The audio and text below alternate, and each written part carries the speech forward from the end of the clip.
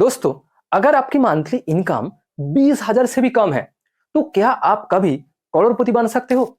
ज्यादातर लोग कहेंगे कि इम्पॉसिबल, लेकिन सच ये है कि अगर आप एक स्मार्ट इन्वेस्टमेंट प्लान को फॉलो करते हो, तो एक दिन आपके बैंक अकाउंट में 1 करोड़ से भी ज्यादा अमाउंट होगा। आज मैं आपको एक ऐसी smart and realistic investment plan बताऊंगा जिससे एक नॉर्मल 18,000 पर मंथ इनकम करने वाला पर्सन भी 1 करोड़पति बन सकते हैं। मैं हूं सोमेन मंडल और आपको फाइनेंस 360 चैनल पर दिल से वेलकम। इस चैनल पर हम simple and practical finance strategies share करता हूं जो हर एक पुअर एंड मिडिल क्लास के लिए काम आती है। अगर आप भी फिनेंशियल फ्रीडम चाहते हैं तो इस वीडियो को एंड तक जरूर देखना, और अगर आप अभी तक इस चैनल को सब्सक्राइब नहीं किया तो जरूर सब्सक्राइब करिए, क्योंकि हर एक वीडियो में मैं सिर्फ थ्योरी नहीं, practical and realistic investment breakdown दूंगा। इसलिए चैनल को जरूर सब्सक्राइब करिए ताकि आपको हर एक वीडियो का नोटिफिकेशन मिले। 18,000 की इनकम में ज्यादातर लोग 99% लोग सोचते हैं कि कितना ही सेव कर पाऊंगा, कितना ही इन्वेस्ट कर पाऊंगा, लेकिन सच ये है कि छोटी saving plus discipline plus compounding equals to big wealth. अगर आप अपनी सैलरी का बस 20 से 25% इन्वेस्ट करते हो हर महीने, तो अगले 20-25 साल में आप 1 करोड़पति बन सकते हो। तो आइए अब स्टेप बाय स्टेप देखते हैं कि 18,000 इनकम करने वालों के लिए कितना अमाउंट सेव करना चाहिए, एंड वो सेविंग अमाउंट कहां कहां इन्वेस्ट करना चाहिए, एंड कितने साल के लिए वो अमाउंट इन्वेस्ट करना होगा 1 करोड़ का रिटर्न कमाने के लिए। एंड सबसे खास बात कि कौन सी स्ट्रेटेजी के साथ इन्वेस्ट करना होगा 1 करोड़ का गोल अचीव करने के लिए। एट फर्स्ट हम आपकी टोटल मंथली इनकम को 2 हिस्सों में डिवाइड करेंगे, 80% एंड 20%। आपका टोटल मंथली इनकम 18,000 रुपया, 18,000 का 80% होता है 14,400 एंड 20% 3,600। आप ये 80% अमाउंट यानी 14,400 रुपया से टोटल मंथली एक्सपेंडिचर जैसे कि रूम रेंट, इलेक्ट्रिक, रिचार्ज, खाना पीना सब कुछ मैनेज करेंगे, एंड बाकी 20% यानी 3,600 रुपया को हर महीने इन्वेस्ट करेंगे। यस, शुरुआत में खासकर पहले 3, 4 या 5 साल के लिए ये थोड़ा टफ लगेगा, क्योंकि 14,400 रुपया से पूरा मंथली एक्सपेंडिचर मैनेज करना थोड़ा टफ है। शुरुआती 4-5 साल के लिए आपको अपने खर्चा थोड़ा कंट्रोल करना होगा। जब आपका सैलरी 2-3 साल या 5 साल बाद, मैक्स टू मैक्स 5 साल बाद इंक्रीज होगा, तब ये इन्वेस्टमेंट स्मूथ हो जाएगा, तब आपके पास ज्यादा अमाउंट होगा खर्चा करने के लिए। आपको बस पहले 2-3 साल, मैक्स टू मैक्स 5 साल ये मैनेज करना होगा। अब मोस्ट इंपॉर्टेंट क्वेश्चन कि ये मंथली 3,600 रुपया आपको कहां कहां इन्वेस्ट करना चाहिए 1 करोड़ का रिटर्न कमाने के लिए मिनिमम टाइम में। यही सबसे इंपॉर्टेंट चीज है इस वीडियो का, कि मिनिमम टाइम में 1 करोड़ का वेल्थ क्रिएट करने के लिए आपको कौन सी स्ट्रेटेजी फॉलो करना चाहिए। आइए वो मैं आपको एकदम सिंपली एक्सप्लेन करता हूं। आपको ये मंथली 3,600 रुपया इन 4 जगह में इन्वेस्ट करना चाहिए। फर्स्ट, 100% सेफ जगह में यानी 0 रिस्क में। दूसरा, सेकंड, लो रिस्क में। थर्ड, मीडियम रिस्क में। एंड फोर्थ, हाई रिस्क में। ये 4 जगह इसलिए अलग है क्योंकि यहाँ रेट ऑफ रिटर्न यानी हर साल जो रिटर्न वो अलग अलग मिलता है। ज्यादा रिस्क का मतलब ज्यादा रिटर्न, लेकिन आपका पूरा अमाउंट हाई रिस्क में इन्वेस्ट नहीं करना चाहिए क्योंकि यहाँ रिस्क भी ज्यादा होता है। इसलिए आपको ऑलवेज एक स्मार्ट स्ट्रेटेजी फॉलो करना चाहिए जहां आपको रिस्क बैलेंस होगा लेकिन रिटर्न मैक्सिमम हो सकता है। अब आपके मन में जरूर एक सवाल आया होगा कि इन 4 जगह में ये 3,600 रुपया इन्वेस्ट तो करना है, लेकिन कौन सी जगह में कितना अमाउंट इन्वेस्ट करेंगे, आइए वो मैं आपको समझा दूं। फर्स्ट, 0 रिस्क वाली जगह में 20%, लो रिस्क में 30%, मीडियम रिस्क में 25% एंड हाई रिस्क में 25%। 20% का मतलब कि 720, लेकिन मैंने राउंड फिगर में 700 मान लिया। 30% इक्वल्स टू होता है 1,100 रुपया।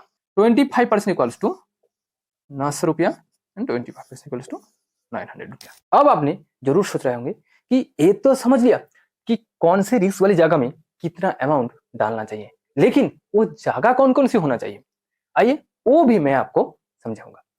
0 रिस्क वाली जगह में आपको 700 रुपया हर महीने डालना है। लेकिन वो जगह क्या है, पीपीएफ या एनपीएस, किसी एक। पीपीएफ का मतलब प्रोविडेंट फंड एंड एनपीएस का मतलब नेशनल पेंशन सिस्टम। आपको किसी एक जगह में ये 700 रुपया हर महीने इन्वेस्ट करना ही चाहिए। ये एकदम सेफ जगह होता है, गवर्नमेंट स्कीम, यहाँ पैसा डूबने का चांस बिल्कुल जीरो है। सेकंड, 30% अमाउंट को यानी 1100 रुपया को आपको निफ्टी 50 या सेंसेक्स इंडेक्स फंड में ही इन्वेस्ट करना चाहिए।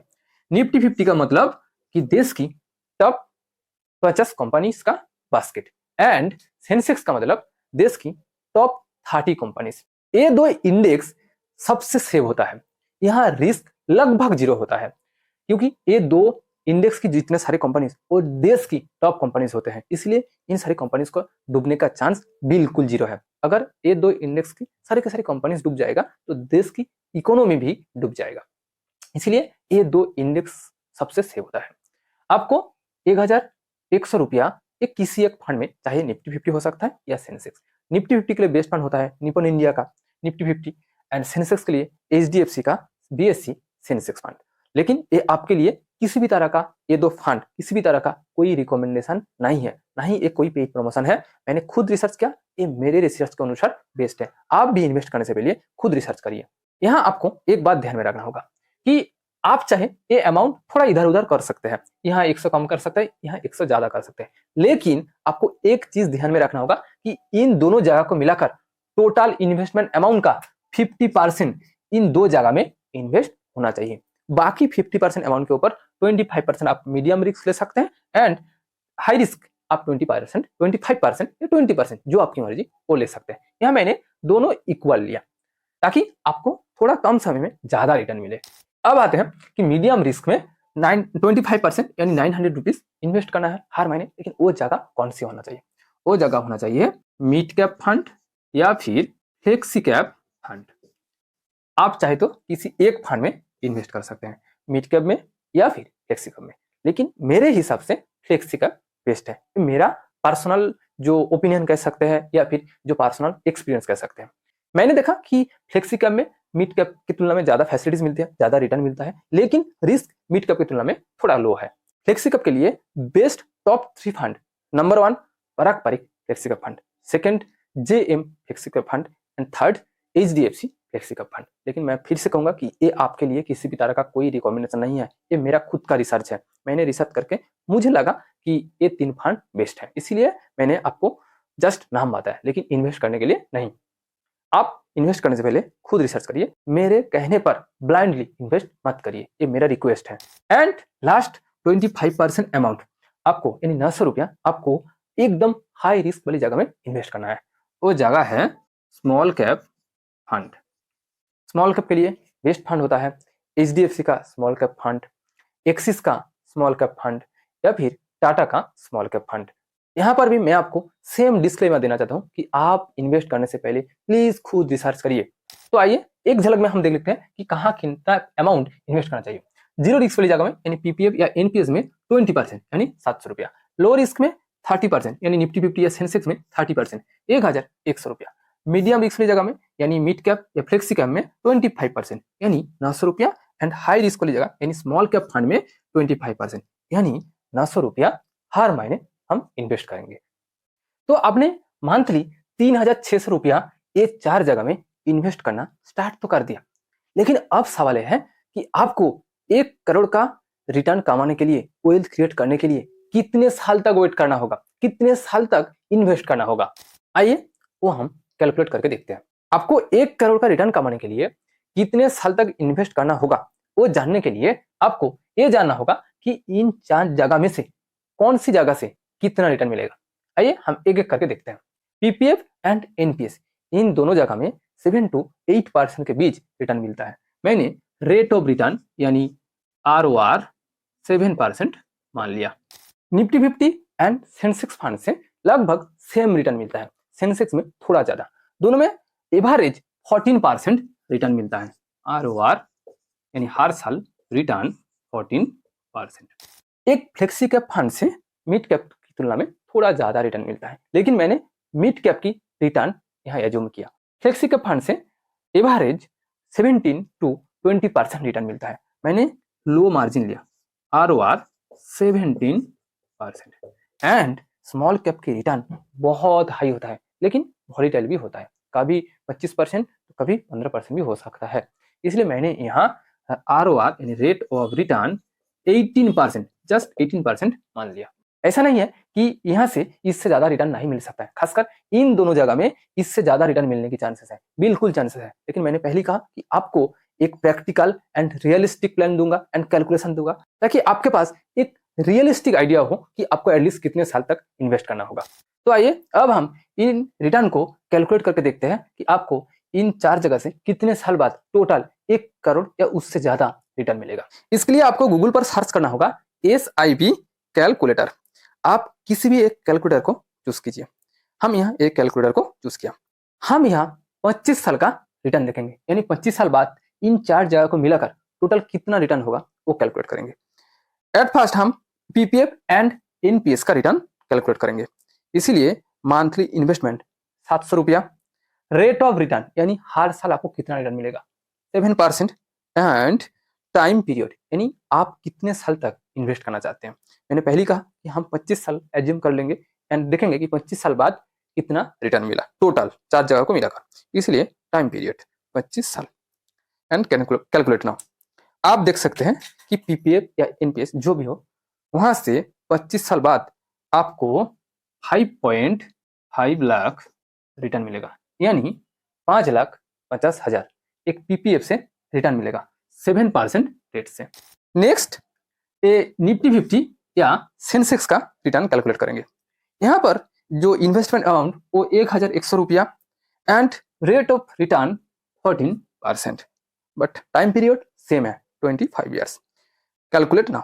आप देख सकते हैं कि निफ्टी 50 या सेंसेक्स जो भी हो, वहां से 25 साल बाद आपको टोटल 25.8 लाख का रिटर्न मिलेगा, यानी 25,80,000। उसके बाद ये फ्लेक्सी कैप का रिटर्न या मल्टी कैप जो भी हो, सेम इन्वेस्टमेंट अमाउंट 900 रुपीज आपने चेंज किया, rate of return 17% and time period same 25 years. Calculate now. आप देख सकते हैं कि यहाँ से यानी मिड कैप या फ्लेक्सी कैप जो भी हो, वहां से आपको 25 साल बाद 34.3 लाख का रिटर्न मिलेगा। आप सिमिलरली ए स्मॉल कैप का रिटर्न भी कैलकुलेट करिए एंड आप देख पाएंगे कि स्मॉल कैप से 25 साल बाद 40,50,000 का रिटर्न मिलेगा। मैंने पहले कहा कि जितना हाई रिस्क उतना हाई रिटर्न, बट मैंने यहाँ सिर्फ 18% रिटर्न को ही कैलकुलेट किया। आप किसी भी डीमैट अकाउंट या गूगल पर जाकर देख सकते हैं कि टॉप स्मॉल कैप फंड में रिटर्न एवरेज 20% के आसपास होता है, बट मैंने यहाँ 18% ही कैलकुलेट किया। आइए अब सबसे इंटरेस्टिंग चीज को देखते हैं कि इन 4 जगह की टोटल रिटर्न, 4 जगह को मिलाकर 25 साल बाद आपको टोटल कितना रिटर्न मिलेगा। आप कैलकुलेटर पर जाइए। First 5.5 lakh plus 25.8 lakh, third 34.3 lakh plus 45.5 lakh equals to 1,06 lakh, यानी 25 साल बाद इन 4 जगह से आपको 1,06 लाख का रिटर्न मिलेगा। आप एक बात ध्यान में रखिए, मैंने 25 साल में इन्वेस्टमेंट अमाउंट 1 रुपया भी नहीं बढ़ाया, लास्ट 25 साल तक 3,600 रुपया ही रखा। आपकी इनकम बढ़ने के साथ साथ अगर आप ये इन्वेस्टमेंट अमाउंट को भी बढ़ाएंगे तो आप और जल्दी ये 1 करोड़ का टारगेट अचीव कर सकते हैं। आप 15 से 20 साल में ही ये 1 करोड़ का वेल्थ क्रिएट कर सकते हैं। लेकिन आप एक बात ध्यान में रखिए कि मैंने यहाँ लास्ट साल यानी 25 साल तक एक ही इन्वेस्टमेंट अमाउंट रखा 3,600 रुपया, लेकिन आपके पास वो मौका है इन्वेस्टमेंट अमाउंट बढ़ाने का, क्योंकि हर 4-5 साल में आपका इनकम बढ़ेगा, ऑब्वियसली बढ़ेगा। तब आप इन्वेस्टमेंट अमाउंट को अगर आप बढ़ाएंगे तो आप और जल्दी अमीर बन सकते हैं।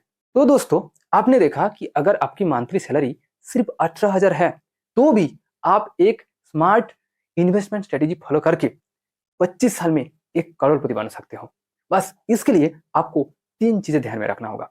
फर्स्ट, डिसिप्लिन इन सेविंग, यानी सेविंग करते वक्त, इन्वेस्ट करते वक्त आपको डिसिप्लिन होना होगा। सेकेंड, एंड मोस्ट इंपॉर्टेंट कि आपको एक स्मार्ट इन्वेस्टमेंट स्ट्रेटेजी फॉलो करना होगा। एंड थर्ड कि आपको लॉन्ग टाइम के लिए पेशेंस रखना होगा। अगर आपने ये 3 चीजें फॉलो किया तो आपको करोड़पति बनने से कोई नहीं रोक सकता। आपको क्या लगता है, क्या आप आपकी मंथली इनकम का 20% सेविंग कर पाएंगे इन्वेस्ट करने के लिए? कमेंट करके जरूर बताओ।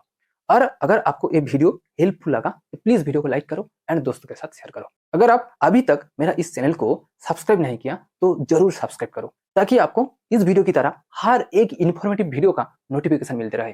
Thank you for watching this video.